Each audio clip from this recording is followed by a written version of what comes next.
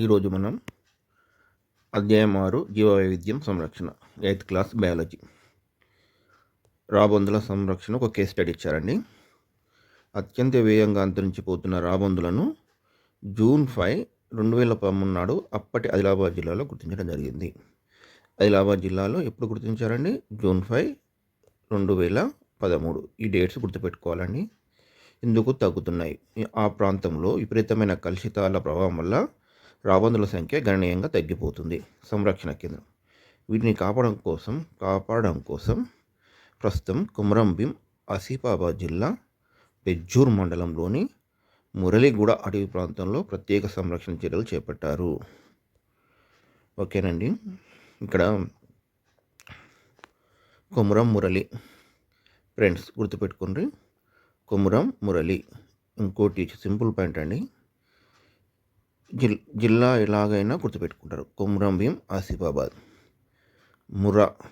కొమురంలో 2 అక్షరాలు ఏంటండి? 2 అక్షరము 3 అక్షరం రా. మురళీగూడెం. ఓకేనండి. కొమురంభీం ఆసిఫాబాద్లో కొమురంలో ముర అని గుర్తుపెట్టుకుంటే మురళీగూడ వస్తుందండి. బి బెజ్జూర్ అండి. కొమురంభీం గుర్తుపెట్టుకుంటే అన్ని గుర్తున్నట్టేనండి. కొమురంభీంలో మూర అంటే మురళి, బి అంటే బెజ్జూర్. ఓకేనండి. తెలంగాణ రాష్ట్ర పక్షి పాలపిట్ట ప్రకటన. తెలంగాణ రాష్ట్ర ప్రభుత్వం పాలపిట్టను రాష్ట్ర పక్షిగా గుర్తించింది. శాస్త్రీయ నామం. పాలపిట్ట యొక్క శాస్త్రీయ నామం కొరాసియస్ బెంగాలెన్సిస్. ప్రస్తుత పరిస్థితి. ఒకప్పుడు అన్ని ప్రాంతాల్లో విరివిగా కనిపించే ఈ పక్షి ప్రస్తుతం అంతరించిపోయే పక్షుల జాబితాలో చేరిందండి. ఓకేనండి. పక్షుల మనుగడకు కలిగించే ఆటంకాలు. రసాయనాల వాడకం. వ్యవసాయంలో విపరీతమైన క్రిమి సంహారకాలను వాడడం వల్ల పక్షుల సంఖ్య విపరీతంగా తగ్గిపోతుందండి. ప్రకృతిలో వస్తున్న మార్పులు మరియు సరైన ఆహారం లభించకపోవడం వల్ల వీటి మనుగడ కష్టమవుతుందండి. ఆవాసాల విధ్వంసం. అడవులను నరికివేసి వ్యవసాయ భూములుగా మార్చడం వల్ల పక్షులు, జంతువులు సహజ నివాసాలను కోల్పోయి ప్రమాదంలో పడుతున్నాయండి. సంరక్షణ మార్గాలు. తెలంగాణ ప్రభుత్వం వీటి సంరక్షణకు ప్రత్యేక చర్యలు ప్రారంభించింది. జాతీయ అటవీ సంరక్షణ చట్టంతో పాటు జాతీయ మరియు అంతర్జాతీయ చట్టాలను కఠినంగా అమలు చేయడం ద్వారా జీవ వైవిధ్యాన్ని కాపాడుకోవచ్చు. వన్యప్రాణుల ఆవాసాలపై ప్రజల్లో సరైన అవగాహన కల్పించడం కూడా సంరక్షణలో కీలక పాత్ర పోషిస్తుందండి. ఒక కుటుంబ చర్చ జరిగిందండి. అంతరించిపోతున్న జాతుల్లో బుక్లో ఇచ్చారండి. పాఠశాలలోని బులెటిన్ బోర్డుపై చదివిన అంశాలను రాణి తన కుటుంబ సభ్యులతో చర్చించింది. ఏమని చర్చించిందంటే రాబందులు మరియు పాలపిట్టలు అంతరించిపోతున్న పక్షులు ఇవి అని ఆమె తన కుటుంబ సభ్యులకు వివరించింది. 2012లో హైదరాబాద్లో జరిగిన అంతర్జాతీయ జీవ వైవిధ్య సదస్సులో చూసిన కొన్ని మొక్కలు, జంతువుల చిత్రాల కింద అంతరించిపోతున్నాయని రాసి ఉండడాన్ని కూడా ఆమె గుర్తు చేసుకుంటుంది.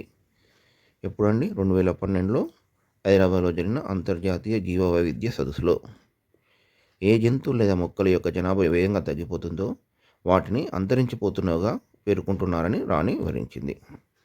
పెద్దల అనుభవాలు. అక్కడ ఉన్న కుటుంబ సభ్యులతో మాట్లాడుతున్నప్పుడు వాళ్ళు పెద్దలు ఏం చెప్పారు? ఒకప్పుడు సర్వసాధారణంగా కనిపించే పిచ్చుకలు నేడు అదృశ్యమైపోయినాయి. కాకులు, కోయిలలు, మైనాలు కూడా అరుదైపోయినాయని రాణి తల్లి పేర్కొన్నది.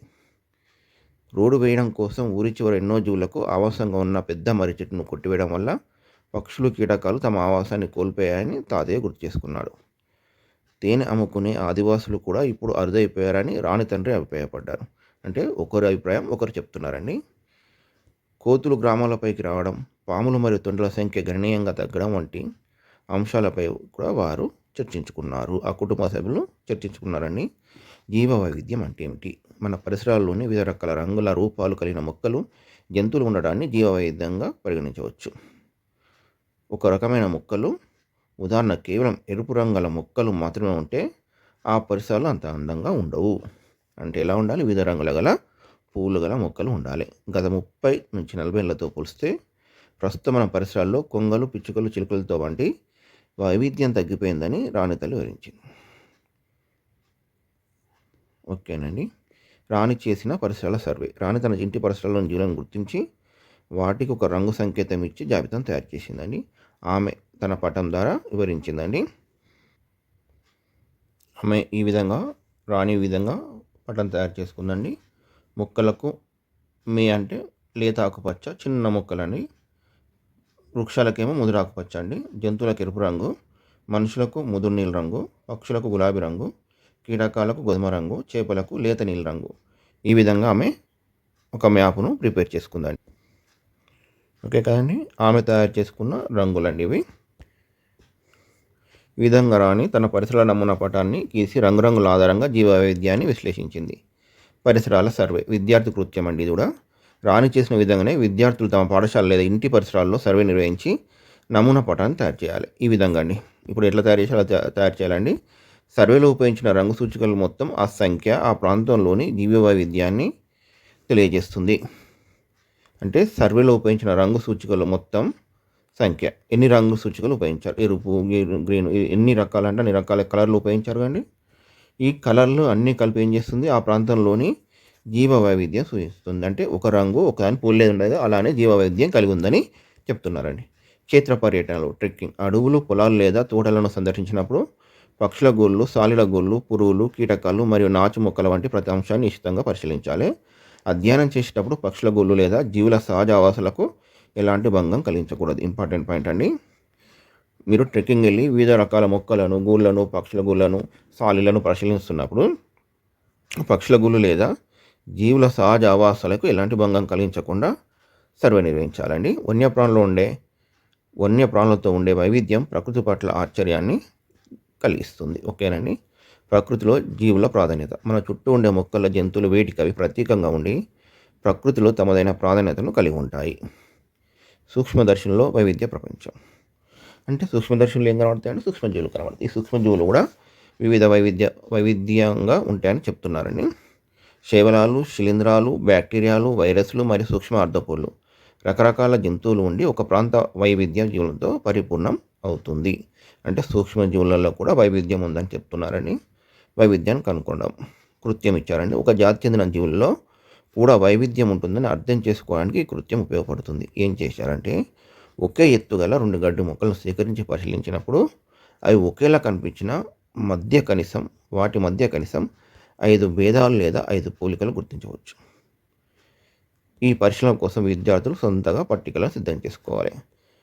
అంటే ఒకే రకం మొక్క, ఒకే రకం జాతి అయినా ఒకే రకం ఎత్తున్న గడ్డి మొక్కల పైన కూడా భేదాలు అంటే వైవిధ్యం ఉంటుందని తెలియజేస్తున్నారండి. జంతువులలో వైవిధ్యం. ఒకే జాతికి చెందిన జంతువులైన కోళ్ళు, కుక్కలు, మేకలు పరిశీలించినప్పుడు వాటి మధ్య స్పష్టమైన వైవిధ్యం కనిపిస్తుంది. ఇలా వాటి వెంట్రుకలు తేడాగా ఉండవచ్చు, గోళ్ళు తేడాగా ఉండవచ్చు, మూత్రం వంటి భాగాలు కూడా భేదాలు ఉండవచ్చండి.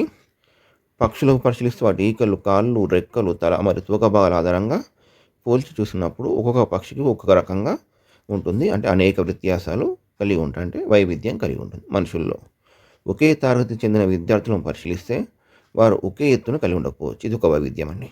వారి చేతులు వేరుగా ఉండవచ్చు, చేతివేళ్ళు వేరుగా ఉండవచ్చు, కాలిగోళ్ళు, గోళ్ళు, వెంట్రుకలు, కళ్ళు మరియు చెవుల ఆకృతిలో ఖచ్చితంగా తేడాలు ఉంటాయండి. ఒకే రకంగా ఉండేయండి. కవులను పరిశీలించినప్పటికీ వారిలో కూడా కొన్ని ప్రత్యేకమైన తేడాలు కనిపిస్తాయండి.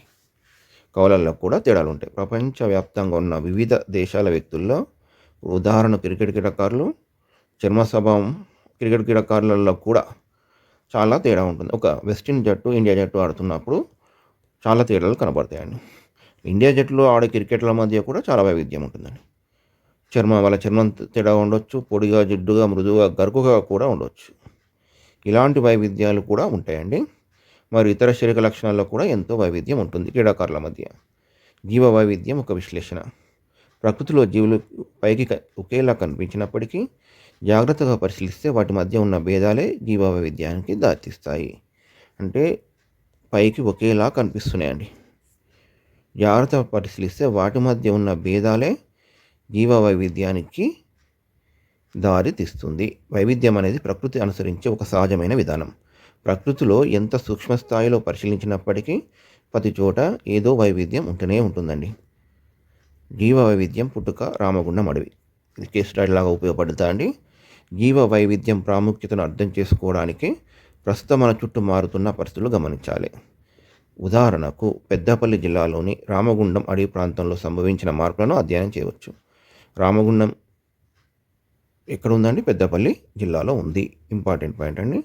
గతంలోని అటవీ నేపథ్యం సుమారు 60-70 సంవత్సరాల క్రితం రామగుండం ప్రాంతంలో దట్టమైన అడవులు ఉండేవి. ఎప్పుడండి? 60-70 సంవత్సరాల క్రితం. ఈ అడవులను మంచిర్యాల సరిహద్దు వరకు విస్తరించి ఉన్నాయండి. ఈ అడవులు ఎక్కడి వరకు విస్తరించినాయండి? మంచిర్యాల సరిహద్దు వరకు విస్తరించి ఉన్నాయి. అప్పట్లో ఇక్కడ పులులు, చిరుత పులులు, జింకలు, అయినాలు, కొండ్రిగాడు అంటారండి, నక్కలు, అడవి పందులు, ఎలుగుబంట్లు వంటి క్రూర మృగాలతో పాటు కొండ చిలువలు, నాగుపాములు, ముళ్ళపందులు, గుడ్లగూబర్లు, కుందేళ్ళు, ఉడుములు, తేళ్ళు, ఎడారి సాలీలు వంటి ఎన్నో రకాల జంతుజాలం నివసించేది. ఎక్కడ? మంచిర్యాల రామగుండం ప్రాంతంలో ఉన్న దట్టమైన అడవి ఎక్కడ విస్తరించి ఉందండి? మంచిర్యాల సరిహద్దు వరకు విస్తరించి ఉన్న ఈ అడవిలో ఇన్ని రకాల జీవులు ఉండేవి అండి. అటవీ అంతరించిపోవడానికి గల కారణాలు. థర్మల్ విద్యుత్ కేంద్రం అండి, ఇదే మెయిన్ పాయింట్ అండి. ఈ కేంద్రం ఏర్పడుతూ వందల ఎకరాల అటవీ ప్రాంతం తుడుచుకుపెట్టుకుపోయిందండి. పరిశ్రమలు మరియు క్వారీలు. విద్యుత్ కేంద్రం తర్వాత వెలిసిన అనేక కర్మాగారాలు, క్వారీల వల్ల అడవుల అరకువేత మరింత తీవ్రమైందండి. మానవ జోక్యం, భవనాల నిర్మాణం. ఇప్పుడు ఇవన్నీ వచ్చినాయండి. థర్మల్ విద్యుత్ కేంద్రం వచ్చింది, పరిశ్రమలు వచ్చినాయి, క్వారీలు వచ్చినాయండి. రావడం వల్ల మనుషులు కూడా వస్తారండి. మనుషులు వచ్చినప్పుడు ఏం చేస్తారండి? వాళ్ళకు రోడ్లు కావాలి, భవనాలు కావాలి. సో వాళ్ళంతా తిరుగుతుంటారండి. తిరగడానికి పార్కులు కావాలి. ఇవన్నీ చేయడం వల్ల కూడా అడవి అంతరించిపోయిందండి. ఒకప్పుడు పులుల లోయగా పిలువబడిన మంచిర్యాల అడవి ప్రాంతంలో ఇప్పుడు మచ్చుకైన ఒక పులి కూడా కనిపించదు. ఇంపార్టెంట్ పాయింట్ అండి. మంచిర్యాల అడవి ప్రాంతంలో ఒకప్పుడు ఏమని పిలిచేవారండి? పులుల లోయ. కానీ ఇప్పుడు అక్కడ ఒక పులి కూడా కనిపిస్తలేదండి. నక్కలు, జింకలు, ఎడారి సాలీలు, జరమండల్ వంటివి కూడా నేడు పూర్తిగా కనిపించడం లేదు. ప్రస్తుతం అక్కడక్కడ కుండ చిలువలు, నాగుపాములు, తేళ్ళు, ఎలుగుబంట్లు చాలా అరుదుగా కనిపిస్తున్నాయండి. ఆశ్చర్యకరంగా ఈ మధ్యకాలంలో రామగుండం అడవుల్లో నెమళ్ళ సంఖ్య పెరిగినట్లు గుర్తించారు. కీలక భావన అంతరించిపోవడం అంటే ఏంటో చూద్దామండి. భూమి మీద ఏవైనా జంతువులు లేదా మొక్కలు పూర్తిగా కనిపించకుండా అదృశ్యమైపోతే దాన్ని అంతరించిపోవడం అంటారండి. అంటే పూర్తిగా అదృశ్యమైపోయిన మొక్కను లేదా జంతువును, అలాంటి పరిస్థితిని అంతరించిపోవడం అంటారండి. రామగుండం నుండి పులి అదృశ్యమైందంటే అది ఆ ప్రాంతంలో మాత్రమే అంతరించిపోయిందని అర్థం. కానీ ఇతర ప్రాంతాల్లో ఉండవచ్చు. ఓకే అండి. ఈ కేస్ స్టడీ మీద కొన్ని ప్రశ్నలు అడుగుదామండి. 60-70 సంవత్సరాల క్రితం ఉన్న జంతువులు ఇప్పుడు కనిపించకపోవడానికి కారణాలు ఏంటి? ఎందుకండి? థర్మల్ పవర్ ప్లాంటు, క్వారీలు, పారిశ్రామికీకరణ జరగడం వల్ల, అడవులు నరికివేయడం వల్ల, జంతువుల సహజ ఆవాసాలు ధ్వంసం చేయడం వల్ల, రోడ్లు, భవనాల నిర్మాణం పెరగడం వల్ల జంతువులు కనిపించకుండా పోయినాయండి. ఈ ప్రాంతంలో పులులు ఎందుకు అంతరించిపోయాయని మీరు అనుకుంటున్నారు? ఇంతకుముందుకేనండి. మొత్తం దట్టమైన అడవుల అవసరం. అడవుల అరకువేత గురవడం వల్ల పులులకు ఆహారంగా ఉండే ఇతర అడవి జంతువులు, జింకలు, అడవి పందుల సంఖ్య తగ్గిపోయిందండి. అడవులు లేకపోతే ఆ జింకలు నివసించే కానీ జింకలు నచ్చిపోవడం వల్ల, మానవ సంచారం కూడా పెరగడం వల్ల ఈ పులులు ఆ ప్రాంతం నుండి అంతరించిపోయాయండి. మన దేశంలో పులులు ఇంకా ఎక్కడైనా కనిపిస్తాయి. అవును, దేశంలో ఇతర ప్రాంతాల్లో పులులు ఇంకా ఉన్నాయండి. ముఖ్యంగా భారత ప్రభుత్వం ఏర్పాటు చేసిన వివిధ పులి సంరక్షణ కేంద్రాల్లో ఇవి కనిపిస్తున్నాయండి. ఓకే. రామగుండం అడవుల్లో నెమల సంఖ్య పెరగడానికి కారణం ఏంటో ఆలోచించండి. నెమళ్లకు పాములు అంటే ఎంతో ఇష్టం. ఎంత పెద్ద క్రూర మృగాలు అంతరించిపోవడం వల్ల నెమళ్లకు శత్రువుల సంఖ్య తగ్గింది. లేదా అక్కడ లభించే ఆహార పరిస్థితులు నెమల మనుగడకు అనుకూలంగా ఉండడం వల్ల వాటి సంఖ్య పెరిగింది. ఆపదలో ఉన్న జాతులు. భూమిపై తగ్గిపోతున్న జంతువుల సంఖ్య భవిష్యత్తులో పూర్తిగా అంతరించిపోయే ప్రమాదం ఉందని హెచ్చరిస్తుంది. ఇలాంటి జీవులను ఆపదలో ఉన్న జాతులు లేదా వర్గాలు అంటారు. జంతు ప్రదర్శనశాల వద్ద ఉన్న ప్రకటన పలక ద్వారా మానవుడే ప్రకృతి ధ్వంసం చేసే క్రూరమైన ప్రాణి అని అర్థం చూపిస్తూ ప్రతీకాత్మక హెచ్చరిక చేశారు. అంటే ఏం లేదండి, ఒక బోర్డు ఇచ్చారండి, అంతరించిపోవడానికి కారణమైన క్రూరమైన జీవి మీకు తెలుసా అని ఇచ్చేసి దానిని తింపితే, వెనుక వైపు ఉందని తింపితే అద్దం కనబడుతుంది. అద్దంలో ఎవరు కనబడతాడని? మానవుడే కనబడతాడండి. ఉన్న జంతువుల సమాచారం అండి. అంతరించిపోతున్న లేదా ఆపదలో ఉన్న మొక్కల, జంతువుల సమాచారాన్ని ప్రపంచ వన్యప్రాణుల సమాఖ్య WWF అండి, వరల్డ్ వైల్డ్ లైఫ్ ఫెడరేషన్ అండి, మరియు అంతర్జాతీయ వన్యప్రాణుల సంరక్షణ సంఘం IUWC, international union for wild life conservation, ఓకేనండి, సేకరిస్తాయి. వీటి ఫుల్ ఫామ్లు ఇంపార్టెంట్ అండి. WWF, IUWC, world wild life federation, ఇది ఉంటుందండి. World wild life federation. IUWC అంటే international union for wild life conservation. Wild life అనేది రెండిట్లలో వస్తుందండి. డబ్ల్యూ అంటే ఓకేనా, ఐ అన్నప్పుడు ఇంటర్నేషనల్ వస్తుందని, ఇంకో అలా డబ్బులు వచ్చినప్పుడు వరల్డ్ వస్తుందండి, గుర్తుపెట్టుకోండి. ఈ సంస్థలు అంతరించిపోతున్న జాతుల వివరాలను పుస్తక రూపంలో ప్రచురిస్తాయి. దీనినే రెడ్ డేటా బుక్ లేదా రెడ్ లిస్ట్ బుక్ అంటారు. ఇంపార్టెంట్ పాయింట్ అండి. ఈ సంస్థలు అంతరించిపోతున్న జాతుల వివరాలు పుస్తక రూపంలో ప్రదర్శిస్తాయి. దీన్నే రెడ్ డేటా బుక్ లేదా రెడ్ లిస్ట్ బుక్ అంటారు. Important point. ఈ పుస్తకం అంతరించిపోయే ప్రమాదం ఉన్న జాతులను గుర్తించి వాటిని సంరక్షించుకోవాల్సిన అవసరాన్ని సూచిస్తుంది. భారతదేశంలో అంతరించిపోయే ఉన్న కొన్ని ముఖ్యమైన జీవులు వెరీ వెరీ ఇంపార్టెంట్ అండి. ఈ లెసన్లోకి వెళ్ళి ఒకవేళ ఇవ్వడానికి ఆస్కారం ఉన్న పాయింట్స్ అండి. మొక్కలు: ఆర్కిడ్స్, గంధం చెట్టు, సైకస్, సర్పగంధి. ఓకేనండి. ఇలా మీకు మొత్తం 4 ఇచ్చారండి. 4 ఈజీనండి, పెద్దగా ఏం లేవు. ఇటు కోడ్ కూడా అవసరం లేదండి. సర్పగంధి, గంధం చెట్టు. ఓకేనండి. సర్పగంధి, గంధం చెట్టు రెండు ఒకే తీరునేగా అండి. గంధం, గంధి. ఓకేనా. Orchid, cycas. ఈ 2 పేర్లు గుర్తుపెట్టుకుంటే అయిపోతాయండి. ఆర్కిడ్, సైకస్, గంధం చెట్టు, సర్పగంధి అండి. జంతువుల్లో దీన్ని కొన్ని డివైడ్ చేశానండి, అన్నీ కలిపి ఒకటే బాక్స్ లాగా. ఒకసారి పటం ద్వారా చూద్దామండి. సింహము, రెడ్ పాక్స్, ఒంటి కొమ్ము రైనో. ఓకేనండి. నెక్స్ట్ రాబందు, మచ్చల జింక, లారిస్, నలుపు సాలిడు కోతు. నెక్స్ట్ అడవి పిల్లి, సైకస్, సర్పగంధి, నెపంతిస్, గంధం చెట్టు. ఇప్పుడు మనకు ఏమొచ్చాయండి? ఎక్కువ నెపంతిస్ వచ్చిందండి. ఆర్కిడ్స్ బదులు నెపంతిస్ పటంలో వచ్చిందండి. ఈ ఆర్కిడ్స్, గంధం చెట్టు, సైకస్, సర్పగంధి ఏమో బుక్లో వచ్చిందండి, ఈ టేబుల్ వచ్చింది. నెపంతిస్ కూడా అంతరించిపోయేదే. 5వ మొక్క, గుర్తుపెట్టుకోండి. ఇక్కడ జంతువుల్లో ఇవన్నీ బాక్స్ లాగా ఇచ్చాడండి. నేను దీనిని సింప్లిఫై చేసి ఇచ్చానండి.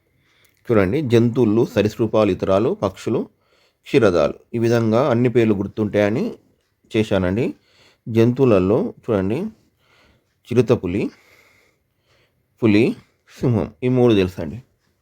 చిరుతపులి, సింహం, పులి. ఎడారి పిల్లి. ఓకేనండి. ఎడారి పిల్లి, ఈ 4 గుర్తుపెట్టుకోండి. అలానే తోడేలు, ఎర్రనక్క, ఆయన, ఈ 3 ఏంటి అండి? తోడేలు, ఎర్రనక్క, ఆయన. ఇవి 3 వేటాడే జంతువులేనండి. ఇవి ఒక రకమైన వేటాడే జంతువులు. చిరుతపులి, సింహం, పులి, ఎడారి పిల్లి ఒక రకంగా వేటాడే జంతువులండి. ఓకేనా. దేనికి సంబంధం లేకుండా ఉంది ఎర్రపాండ. ఓకేనండి. మనం అలా గుర్తుపెట్టుకుంటే ఈజీగా ఉంటుందండి. ఓకేనే. పిల్లి జాతికి చెందిన జీవులు ఏంటండి? ఎడారి పిల్లి, చిరుతపులి, సింహం, పులి. ఓకేనా. అలాగనే నక్క, ఎర్రనక్క, తోడేలు, ఆయన, ఇవన్నీ ఈ 3 ఒకే రకంగా ఉండే జీవులు. ఓకేనా. లాస్ట్కి ఇలా గుర్తుపట్టుకోవాల్సిందండి ఎర్రపాండ ఒకటి గుర్తుపెట్టుకుంటే అయిపోతుందండి. సరీసృపాలు మనకు తెలిసినాయండి. మొసలి నీటిలో ఉండే భూమి మీద ఉండే తాబేలు, కొండ చిలువ, సముద్ర పచ్చ తాబేళ్ళు. మొసలి, కొండ చిలువ, తాబేలు, సముద్ర తాబేలు అండి. కొండ చిలువ అదనంగా గుర్తుపెట్టుకోరు. తాబేలు, సముద్ర పచ్చ తాబేలు, మొసలి, కొండ చిలువ అండి. పక్షులు, రాబందు మనం ఫస్ట్ నుంచి చదువుకున్నామండి. నెక్స్ట్ బట్టమేక పిట్ట, పావురం, బట్టమేక పిట్ట, పెలికాన్, నెమలి, గ్రేట్ ఇండియన్ హార్న్బిల్. గుర్తుపెట్టుకుంటారు. ఇవన్నీ పక్షులండి. క్షీరదాలు, golden monkey, lion tailed macaque, Nilgiri langur, loris. ఇవన్నీ అంతరించిపోవడానికి సిద్ధంగా ఉన్నాయండి. ఈ విధంగా గ్రూప్గా చేసుకొని గుర్తుపెట్టుకోండి. దీన్ని నేను షార్ట్లో చెప్తానండి, యూట్యూబ్ షార్ట్స్లో ఎలా గుర్తుపెట్టుకోవాలనేది. ఎండమిక్ జాతులు ప్రపంచమంతటా కాకుండా కొన్ని ప్రాంతాలకే పరిమితమై ఉండే మొక్కలు లేదా జంతువులను ఎండమిక్ జాతులు అంటారు. ఒక దేశం లేదా ఒక ప్రత్యేకమైన ప్రాంతానికి పరిమితం ఉండే వృక్ష జంతు జాతులు ఇవ్వండి ఎండమిక్ జాతులు. ఒక ప్రాంతంలోనే ఉంటాయండి, ఒక దేశంలో మాత్రమే ఉంటాయండి. ఆస్ట్రేలియాకి చెందిన కంగారు, న్యూజిలాండ్కి చెందిన కివి. పశ్చిమ కనుమలు అద్భుతమైన జీవ వైవిధ్యాన్ని నిలయాలు. ఇక్కడ సుమారు 4000 జాతుల మొక్కల్లో 1500 రకాల మొక్కలు కేవలం ఈ ప్రాంతానికే పరిమితమైన ఎండమిక్ జాతులండి. 4000 జాతుల్లో ఇక్కడ సుమారు 1500 రకాల మొక్కలు కేవలం ఈ ప్రాంతానికే పరిమితమైనయండి. జాతి భావం. జాతి అనే పదాన్ని సాధారణంగా లైంగిక ప్రత్యుత్పత్తి ద్వారా సంతానోత్పత్తి జరిపే జీవులను ఉపయోగిస్తారు. అంటే జంతువులకు, పుష్పించే మొక్కలకు. కానీ అలైంగిక విధానం ద్వారా ప్రత్యుత్పత్తి జరిపే బ్యాక్టీరియా, ఈస్ట్ కణాలు, హైడ్రా వంటి జీవులు కూడా ఈ జాతి భావం వర్తించదు. ఓకేనా అండి. దేనికి వర్తిస్తుంది, దేనికి వర్తించదు అనేది గుర్తుపెట్టుకోండి. జాతి భావం. ఓకేనా.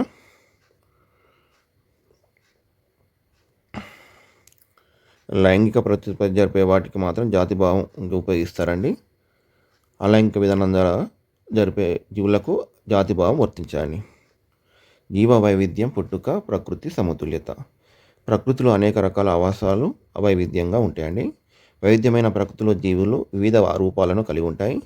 వరదలు, భూకంపాలు, దావానాల వల్ల, సహజ విపత్తుల వల్ల, మానవ జోక్యం వల్ల ఒక ప్రాంతంలోని జీవులు పూర్తిగా తుడిచిపెట్టుకోవచ్చు. అంటే భూకంపాలు వచ్చినప్పుడు, వరదలు వచ్చినప్పుడు, దావానాలు అంటే ఫారెస్ట్ ఫైర్స్ వచ్చినప్పుడు, సహజ విపత్తులు లేదా మానవ జోక్యం వల్ల ఇప్పుడు ధర్మ విద్యుత్ ఫ్యాక్టరీ పెట్టడం వల్ల అక్కడ పుల్లు అంతరించిపోయినాయండి రామగుండంలో. అయినప్పటికీ కొంతకాలం తర్వాత ఆ ప్రాంతంలో తిరిగి జీవజాలం పెరగడం ప్రారంభమవుతుంది. మొత్తం అంతరించిపోయిన తర్వాత కూడా కొంతకాలం తర్వాత జీవజాలం పెరగడం ప్రారంభిస్తుంది. మొక్కలు, జంతువులు, కీటకాలు మరియు సూక్ష్మజీవులు హఠాత్తుగా ఒక ప్రాంతాన్ని ఆక్రమించుకోవడం ద్వారా అవి తిరిగి ఆవాసంగా మారుతుందండి. ఈ జీవుల్లో ఒకదానికొకటి పరస్పర చర్యలు జరపడం వల్ల కూడా కొత్త ఆవాసాలు ఏర్పడతాయి. ఆవాసంలో జీవుల సంఖ్య సమతుల్యం అయ్యే వరకు వాటి సంఖ్య పెరుగుతూనే ఉంటుంది. ఇంపార్టెంట్ పాయింట్స్ అన్ని గుర్తుపెట్టుకోండి. విదేశీ ఆక్రమణ జాతులు. ఈ పాయింట్స్ కూడా ఇంపార్టెంట్ ఉంటాయి. అందులో మన ప్రాంతానికి చెందిన విదేశీ జాతులు ప్రవేశపెట్టినప్పుడు అవి విస్తారంగా వ్యాపించి సహజ ఆవాసాలకు ఆక్రమిస్తూ జీవవైవిధ్యానికి భంగం కలిగిస్తాయని. ఎక్కడ వేరే దేశం నుంచి వచ్చిన ఒక మొక్క ఆల్రెడీ ఉన్న మొక్కల మధ్య పెరుగుతుందని. ఇది విస్తారంగా వ్యాపించి ఆల్రెడీ ఉన్న మొక్కలకు పెరగనీయకుండా ఆపుతుందండి. ఇవి కొత్త వాతావరణంలోకి రవాణా అయినప్పుడు ఆ స్థలాన్ని పూర్తిగా ఆక్రమిస్తాయి. ఆహారం, భద్రత, స్థానిక మొక్కలు, జంతువులు మరియు మానవ ఆరోగ్యంపై వీటి ప్రభావం అధికంగా ఉంటుంది. అడవుల్లో పెరిగే స్పానిష్ ఫ్లాగ్ మొక్క, చెరువుల కాలువల్లో పెరిగే గుర్రపు డెక్క మొక్కలు ఎగ్జాంపుల్స్ అండి. హైదరాబాద్ వంటి ప్రాంతాల్లో విదేశీ జాతి పౌరాల ఆక్రమణ వల్ల స్థానిక కాకుల సంఖ్య తగ్గిపోయింది. సహజ పారిశుద్ధ కార్మికులకు పిలువబడే కాకుల కొరత పట్టణాల్లో ప్రస్ఫుటంగా కనిపిస్తుంది. వేరే ప్రాంతం నుంచి వచ్చిన మొక్కలు ఏంటి అండి? అడవుల్లో పెరిగే స్పానిష్ ఫ్లాగ్, చెరువుల కాలువలో పెరిగే గుర్రపు డెక్క మొక్కలండి. అలానే విదేశీ జాతి పౌరాలు ఆక్రమణ వల్ల స్థానిక కాకుల సంఖ్య తగ్గిపోయి పారిశుద్ధ కార్మికులకు పిలువబడే కాకుల కొరత పట్టణాల్లో స్పష్టంగా కనిపిస్తుందండి. ఆరో పంటల్లో వైవిధ్యం. మొక్కలు, జంతువుల్లోనే కాకుండా ఆరో పంటల్లో కూడా గొప్ప వైవిధ్యం ఉంటుందండి. ఇది బిట్ ఇంపార్టెంట్ అండి. భారతదేశంలో సుమారు 1200 రకాల విభిన్న రకాల జాతులకు చెందిన వరిని పండిస్తున్నారు. కేవలం వరిని ఆధారంగా తీసుకుంటే అందులో కొన్ని వేల రకాల వంగడాలు ఉన్నట్లు గుర్తిస్తున్నాము. 1200 రకాలు ఇది గుర్తుపెట్టుకోండి. జీవ ప్రాధాన్యత, సంరక్షణ. కీటకాల పాత్ర ఏంటి అని చూద్దామని. తేనెటీగలు లేదా సీతోక చిలుకలు వంటి చిన్న చిన్న కీటకాలు మనం సంరక్షించవలసిన అవసరం ఎంతో ఉంది. ఎందుకంటే పరపరాగ సంపర్కం జరగడానికి ఇవి ఎంతో ఉపయోగపడతాయండి. పుష్పాలు ఎక్కువగా తేనెటీగలు, సీతోక చిలుకలు వంటి కీటకాల ద్వారానే పరపరాగ సంపర్కం జరుపుకుంటాయి. క్రిమి సంహారక కీటకనాశులు వాడడం వల్ల, విచక్షణ రహితంగా పిచికారి చేయడం వల్ల హానికర కీటకాలతో పాటు మనకు ఉపయోగపడే కీటకాలు కూడా చనిపోతున్నాయని. కీటకాల సంఖ్య రోజు తగ్గిపోవడం వల్ల పరాగ సంపర్కం దెబ్బతిని మొక్కల పునరుత్పత్తిపై ప్రభావం చూపుతుంది. సంరక్షించే దిశగా కృషి. మొక్కలు, జంతువులు భూమిపై నుండి అదృశ్యమవ్వకుండా కొన్ని పద్ధతులు మరియు సోపానాలను అనుసరించి కాపాడుకోవడం సంరక్షణ అంటారండి. భారత ప్రభుత్వం అడవులు, వన్యప్రాణుల రక్షించడానికి జాతీయ వన్యప్రాణి సంరక్షణ కేంద్రాలు, జాతీయ ఉద్యోగ వనాలు నెలకొల్పి కృషి చేస్తుంది. ఇంపార్టెంట్ పాయింట్స్ అండి. జాతీయ వన్యప్రాణి సంరక్షణ కేంద్రాలు, వైల్డ్ లైఫ్ సాంక్చురీస్, జాతీయ ఉద్యోగ వనాలు, నేషనల్ పార్క్స్ నెలకొల్పి కృషి చేస్తుంది. Case study tiger project. పిల్లి జాతికి చెందిన పులి మాంసాహార జంతువుల్లో అత్యంత ఆపదలో ఉన్న జంతువుగా మారి అంతరించిపోయే ప్రమాదంలో పడింది. ప్రపంచ పులుల జనాభాలో దాదాపు 60% పులులు భారతదేశంలో ఉన్నాయి. ఎంత పర్సెంట్ అండి? 60%. ఇది ఇంపార్టెంట్ పాయింట్ అండి. 60% పులులు ఉన్నాయి. నెక్స్ట్ వేట. కొన్ని సంవత్సరాలుగా పులులను వేటాడడం వల్ల వాటి జనాభా సగటున 30% తగ్గిపోయింది. 66% నుండి భారతదేశం వాటా ఉందండి. అందులో 30% తగ్గింది. పులులు అంతరించిపోకుండా భారత ప్రభుత్వం 1972లో టైగర్ ప్రాజెక్ట్ను ప్రారంభించింది. ఇంపార్టెంట్ పాయింట్ అండి. 1972 ఒక 73 72 ఏం ఆలోచించకండి. మన బుక్లో 72 ఇచ్చాడు కాబట్టి 72 కరెక్ట్ అండి. టైగర్ ప్రాజెక్ట్ను ప్రారంభించింది. పులులను సంరక్షించడం ద్వారా మొత్తం ఆవార నివాసులను కాపాడుకోవచ్చు. మన దేశంలో ప్రస్తుతం 50 పులి సంరక్షణ కేంద్రాలు సుమారు 88,985 చదరపు కిలోమీటర్ పరిధిలో విస్తరించి ఉన్నాయి. ఇవి అన్నీ ఇంపార్టెంట్ పాయింట్ అండి. 1972 గుర్తుపెట్టుకోండి. 50 పులి సంరక్షణ కేంద్రాలు ఉన్నాయి. 66% ఉండే 30% తగ్గిపోయింది. 88, 98, 5 అని గుర్తుపెట్టుకోరు. 88,980 కంటే 88, 98, 5 అండి. ఈ విధంగా 88, 90 గుర్తుపెట్టుకుంటే 5 గుర్తుకుంటా అండి. జాతీయ పులుల సంరక్షణ అధికారిక సంస్థ national tiger conservation authority NTCA. ఈ సంస్థ నివేదిక 2019 ప్రకారం మన దేశంలో ప్రస్తుతం సుమారు 2,603 నుండి 3,346 వరకు పులులు ఉన్నట్లు తెలుస్తుంది. 2,603 నుండి 3,346 ఓకేనా అండి ఉన్నట్టు పులు. ఇది సంఖ్య బట్టి పట్టండి. ఈ సంస్థ నివేదిక ఎప్పుడు ఇచ్చినది? 2019లో.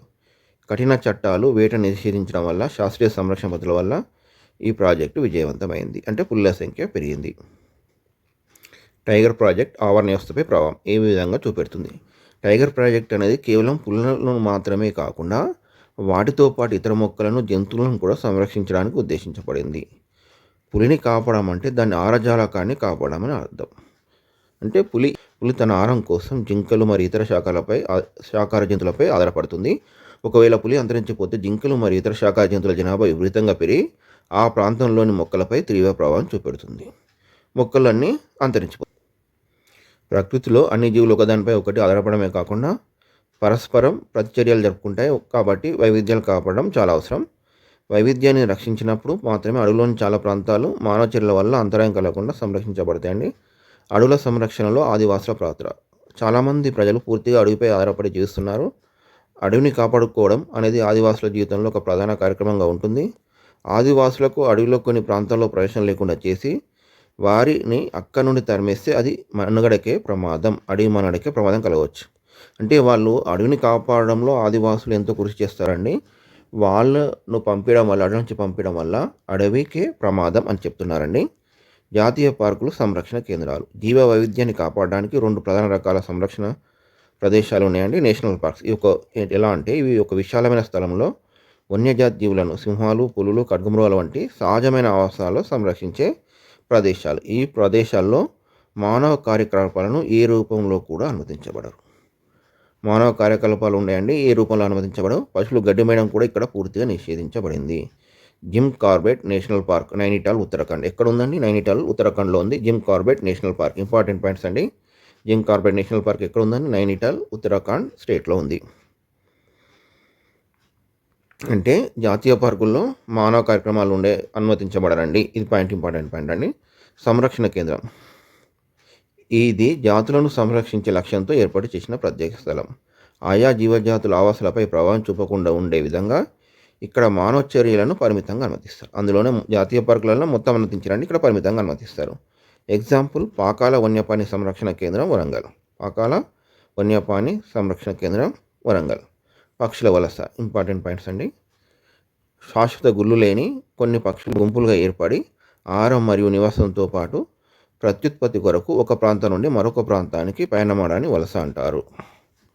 ఇంపార్టెంట్ పాయింట్ అండి. ఇక్కడ మీరు గుర్తుపెట్టుకోవాల్సింది అంటే శాశ్వత గుళ్ళు లేని, చాలా ఇంపార్టెంట్ అండి. ఇది మిగతా అన్ని జనరల్ పాయింట్. లేని కొన్ని పక్షులు గుంపులుగా ఏర్పడతాయి. ఎలా ఏర్పడితే గుంపులుగా ఏర్పడి ఆహారం మరియు నివాసంతో పాటు ప్రత్యుత్పత్తి కొరకు ఒక ప్రాంతం నుండి మరొక ప్రాంతానికి ప్రయాణమవడాన్ని వలస అంటారు. చాలా ఇంపార్టెంట్ పాయింట్ అండి ఇది. వలస పక్షులు. ఇలా వలస వెళ్ళే పక్షులను వలస పక్షులని పిలుస్తారు. ఆంధ్రప్రదేశ్లో వలస ఎలా అంటే వర్షాకాలంలోని ఎన్నో రకాల పక్షులు ఆంధ్రప్రదేశ్లోని కొల్లేరు మరియు పులికడ సరస్సులకు ఆవాసం వస్తాయి. స్థానిక ప్రజల విశ్వాసం. పూర్వకాలంలో ప్రజలు వలస పక్షులకు రాకను శుభసూచకంగా భావించేవారు మరియు అవి నివసించే చెట్లను, తావులను రక్షించేవారు. అంటే ఏ ప్రదేశాలు ఉంటే ఆ ప్రదేశాలను రక్షించేవారు. ప్రస్తుతం ముప్పు. నేడు అధికంగా చెట్లు నరికివేతకు గురవడం వల్ల పక్షుల గూళ్ళు కట్టుకోవడానికి అనువైన స్థలాలు లేక అవి తమ విధిని మార్చుకుంటున్నాయి. సైబీరియా కొంగలు. రష్యాలోని సైబీరియా నుండి కొంగలు శీతాకాలపు చలి తీవ్రత మరియు ఆహారం కొరతను తప్పించుకోవడానికి కొన్ని వేల కిలోమీటర్లు ప్రయాణించి భారతదేశానికి చేరుకుంటాయండి.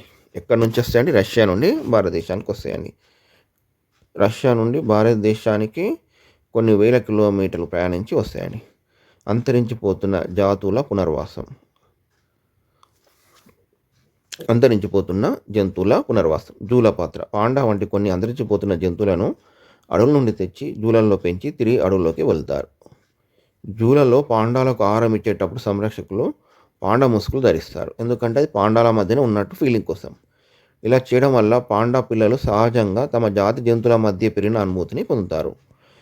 ఈ పద్ధతి ద్వారా ఎదిగిన జంతువులు అడవిలోకి వెళ్ళిన తర్వాత కూడా మానవ సంరక్షణ లేకుండా స్వతంత్రంగా జీవించగలుగుతాయి. ఇంతేనండి. ఆవాసాల క్షీణత. కొలనులు మరియు సరస్సులు ఎండిపోవడం వల్ల వాటిపై ఆధారపడిన అనేక జీవులు నశించిపోతున్నాయండి. పక్ష సంరక్షణలో ఒక ముందడుగు రీసైక్ల్డ్ పేపర్. ఇంపార్టెంట్ పాయింట్స్ ఉంటాయండి. ఇలా చాలా వరకు ఇంపార్టెంట్ పాయింట్స్ ఉంటాయి, గుర్తుపెట్టుకోరి. కాగితం వాడకాన్ని తగ్గించడం మరియు దాన్ని తిరిగి చక్రీయం చేయడం అడవుల సంరక్షణలో కీలక పాత్ర పోషిస్తుంది. పరీక్షలు ఆపండి, చెట్లను కాపాడనే నినాదం కాగితం వినియోగం మరియు అడవుల నరికివేత మధ్య ఉన్న సంబంధాన్ని తెలియజేస్తుంది. పరీక్షలను ఆపండి, చెట్లను కాపాడండి అనే నినాదం కాగితం వినియోగం మరియు అడవుల నరికివేత మధ్య ఉన్న సంబంధాన్ని తెలియజేస్తుంది. ఇది చిలిపి ప్రశ్న అయినా ఇంపార్టెంట్ అండి. కాగితం ఎందుకు రీసైక్లింగ్ చేయాలి? మనం రాసుకోవడానికే కాకుండా అనేక పనులకు కాగితాన్ని ఉపయోగిస్తాం. అయితే తరచుగా దాన్ని వృధా చేస్తాం. ఒక టన్ను పేపర్ తయారు చేయడానికి సుమారు 15 నుండి 25 వృక్షాలను నరికివేయాల్సి ఉంటుంది. ఒక టన్ను పేపర్ తయారు చేయడానికి సుమారు 15 నుంచి 25 వృక్షాలను నరికివేయాల్సి ఉంటుంది. ఇంపార్టెంట్ పాయింట్ అండి. ఎంత అండి? 15 నుంచి 25 వృక్షాలు ఒక టన్ను పేపర్ కోసం. కాగితాన్ని వృధా చేయడం అంటే ప్రత్యక్షంగా చెట్లను నరికివేయడమే అవుతుంది. పేపర్ తయారీలో అధిక మొత్తంలో హానికర రసాయనాలు వినియోగించడం వల్ల ప్రకృతికి హాని కలుగుతుంది. ఓకేనండి. ఒక కాగితాన్ని 5 నుండి 7 సార్లు రీసైక్లింగ్ చేసి తిరిగి వినియోగించుకోవచ్చు. 5 నుండి 7 సార్లు రీసైక్లింగ్ చేసి తిరిగి వినియోగించుకోవచ్చు. రీసైకిల్డ్ కాగితం తయారీకి కావాల్సిన వస్తువులు. ఒక ప్రయోగం ఇచ్చారండి, ఇలా చేసుకోవాలని ఇచ్చారండి. పాత వార్తాపత్రికలు, నీరు, 2 ప్లాస్టిక్ తొట్టిలండి, బ్లెండర్ అంటే మిక్సర్, వైర్ స్క్రీన్, శుభ్రమైన నూలు దుస్తులు, కర్ర గరిటె, ప్లాస్టిక్ చుట్ట, బరువైన పుస్తకాలు మరియు రోలర్. తయారు చేసే పద్ధతి. రీసైక్లింగ్ కాగితం తయారు చేసే పద్ధతి. పాత వార్తాపత్రికలను ఉపయోగించి కాగితాన్ని తిరిగి తయారు చేసే విధానం. నానబెట్టడం. కత్తిరించిన న్యూస్ పేపర్ ముక్కలను నీటితో నిండిన తొట్టిలో వేసి ఒకరోజు మొత్తం నానబెట్టాలండి. అర్థమైంది కండి. ఒకరోజు మొత్తం కత్తిరించిన న్యూస్ పేపర్ ముక్కలను నీటిలో నానబెట్టాలండి. నానబెట్టిన కాగితాన్ని బ్లెండర్లో వేసి తగినంత నీరు కలిపి మెత్తని గుజ్జుగా తయారు చేయాలి. మిక్సీలో వేసి ఏం చేయాలంటే నీళ్ళు కలుపుకుంటే మెత్తని గుజ్జులాగా పల్పులాగా తయారు. ఈ గుజ్జు మిశ్రమాన్ని ఒక తొట్టిలో వేసి వైర్ స్క్రీన్ సాయంతో జాగ్రత్తగా నీటిని తీసివేస్తూ వడకట్టాలండి. నీటిని తీసివేయాలండి. ఆరబెట్టడం. స్క్రీన్ నుండి వేరు చేసిన తడికాయతో పొరపై వస్త్రాన్ని ఉంచి బరువైన పుస్తకాలతో ఒత్తిడి కలిగించి నీటిని పూర్తిగా తీసివేసి ఎండలో ఆరనివ్వాలండి. ఒకవేళ కలర్ కాగితాలు కావాలంటే గుజ్జులో వంటల్లో వాడే రంగులను కలపవచ్చు. ఉపయోగాలు. ఇలా తయారైన రీసైకిల్డ్ పేపర్తో గ్రీటింగ్ కార్డులు, ఫైల్ కవర్లు మరియు బ్యాగులు తయారు చేసుకోవచ్చండి. గ్రీటింగ్ కార్డులు, ఫైల్ కవర్లు మరియు బ్యాగులు తయారు చేసుకోవచ్చు. ఓకేనండి. ఈ విధంగా తయారు చేయాలనేది రీసైక్లింగ్ ఇచ్చారండి. ఇంకోటి అండి, చాలా ఇంపార్టెంట్ అండి, కంప్రెస్డ్ కార్డ్బోర్డ్ అండి. కంప్రెస్డ్ కార్డ్బోర్డ్ అండి. అడవుల నరికివేతను తగ్గించడానికి ఇది ఒక చక్కని ప్రత్యామ్నాయం అండి. చాలా సింపుల్ ఉంటుందండి, కానీ వినండి, 10 పాయింట్ ఇంపార్టెంట్. ఇది వృధాగా పారేసిన చెక్కపొట్టు మరియు కర్ర ముక్కలతో కలిపి చేసిన గుజ్జుతో తయారవుతుందండి. వృధాగా పారేసిన చెక్కపొట్టు మరియు కర్ర ముక్కలతో కలిపి చేసిన గుజ్జుతో తయారవుతుంది. ఈ గుజ్జుకు రసాయన సల్ఫేట్లను కలిపి సెల్యులోజ్ను తయారు చేస్తారండి. ఓకేనా. కర్ర ముక్కలు కలిపి గుజ్జుతో తయారవుతుంటే ఈ గుజ్జుకు రసాయన సల్ఫేట్లను కలిపి సెల్యులోజ్ తయారు చేస్తారు. దీన్ని పొరలుగా పేర్చి గట్టిగా అదిమి ఆరబెడతారండి, కంప్రెస్ చేస్తారండి.